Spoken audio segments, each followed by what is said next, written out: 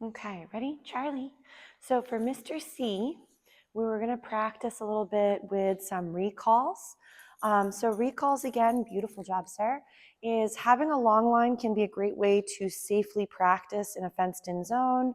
Obviously, if he was off leash in a different zone, the problem there is that sometimes the environment can be too stimulating or too hard. So I would be careful about letting him be off leash and then be able to fail and not coming when called. So the problem there is the more he practices something, the better he gets at it. Charlie, come. Nice, yes. So for Mr. C, again, we're going to do another little find it, get him to go move around, and then Charlie, come. Yes. So in the beginning, again, if Charlie is not as responsive, make sure to get him in the groove and warm up with these behaviors in and around your home front. I know we talk about how important generalization of skills is. So Charlie, come. So if Mr. C doesn't have enough deposits into those bank accounts, he may not find it beneficial to give these a try. So obviously, at times, if he comes and checks in with me before I was ready, I'm still going to feed him for that lovely response. So I'm going to send him away for a little snack. And then, Charlie, come. Yes, nice job. If Mr. C at some point did not respond, again, you could walk down the lead and then go help him from that position. If you're getting jumping, remember he sometimes gets a little excited. Hey, Ebba, can you take your sweater off and just be done with it, please? So again, if he's a little jumpy, I'm going to wait for him to settle and only feed for softness or feed for what I'd rather, which might be a find it, and then ask for a skill after the fact. So if let's say Mr. C comes over, we might get a little sit and then feed for the softness or all 4 feet on the floor. Another great way to practice recall is to also use a toy for motivation. So I know Mr. Handsome is very toy driven, if you can't tell. So for Mr. Handsome, he's like, lady, I'm ready. I'm going to do a little find it, see if we can go explore. If he doesn't care about that, we might go ahead and do a little grabbing of the toy. And we were working this a little bit last Tuesday, but then of course my technical difficulties. Yes. So Mr. C remembers from last week we did a bit of recall with the toy as the reinforcement for coming when called, and then we'd practice a little bit with our fetching behaviors as well. Remember that with fetch, you want to be careful that it's not extreme. So what I mean by that is a lot of reps, far distances with a lot of turning and pivoting, where Mr. C could hurt himself in the process. So to get him to let go of the item, I like to do a little find it, get him to let go of the toy. And then let's say, for example, I'm going to hide it behind my back, see if I can do another little moment where Mr. C might see my food and then go do another little searching moment for those crumbs. Then I'm going to use my toy, ready, come, yes, as my reinforcement. So toys for some dogs are much more motivational than food.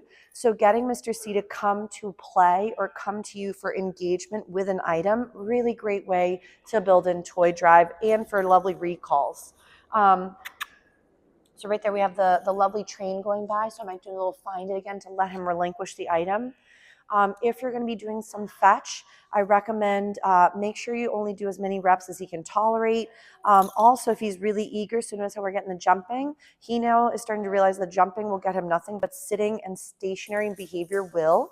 So as soon as he realizes, oh, okay, the snack lady's not going to toss the critter or she's not going to engage with me until the toy is again, until he's soft, he will then get the toy.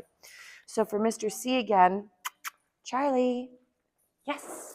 So right there, we might even get his attention back from the distraction, bring him into my space again. Nice job. Do another little find it, get him to get distracted. And then, ready? Come. Yes. So now again, the toy becomes the reason for the recall, and you can start to build up this lovely toy drive and play with you as having a lot more value than just food at times. So if he's more of a toy guy, definitely getting something he finds motivational to bring him back and forth. He says the toys on the wall also look amazing. So if you'd rather play a little bit, remember that toys are a great way to create, I'm sorry, I didn't mean to cover the mic. Toys are a great way to create this behavior. So right here, we have him hold back for a second. I say, are you ready? And now the toy comes alive and we can chase the toy, and of course drop it, chase the toy and have him catch it. So with Mr. Handsome right now, getting again this engage and disengage is going to be really helpful. For a lot of puppies, as I've mentioned, the arousal, so getting really excited and coming back from that play is hard.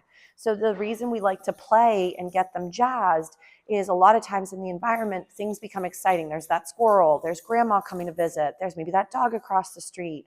So remember that getting your puppy to practice getting excited and then come back from it is a really great way to real world scenario practice that on off switch that we've mentioned prior. So now I might go, Charlie, ready, drop. So we've been trying to practice a little bit with letting go, but not having the food right by his little sniffer. So in the beginning, if he's a little bit unsure, yes, I'm just gonna remind him again how to work the skill. Ready? He's like, hold on, the raccoon also became kind of cool. So my toy is just here hanging out. I'm gonna not pull or yank on it to make it become more fun. I'm gonna again, drop, yes, and feed, very nice. So I want him to think letting go has value. Then again, we might play with the toy, have it come alive. Remember, you will want to have sort of on-off switches. So with my guys, I normally would say, are you ready? And then I'd say, go get it. Kind of like what we were doing with the flirt pole. So we have those on-off moments. So he knows when we're playing and when we're all done, or when we're asking, would you like to play again? So we can, again, keep the game going. So right now, Mr. C is doing a great job. So I'm going to go ahead, see if I can do, he's so cute, do a little drop it. Yes, nice. Gorgeous. And then we might go into, again, a little, he's like, lady, I'm so ready.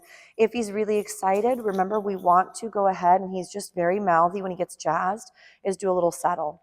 So if let's say he is getting too excited, we're going to do, again, a few little find it's. I'm sorry, little moments of feeding for floor. Yes. Nice job. Hey, Ebba, are you coming out here? Oh, you have to go to the restroom? Okay. We're just going to take a quick little break for Mr. C with some of these play moments, but we are going to go ahead and re-ramp it again and work it again.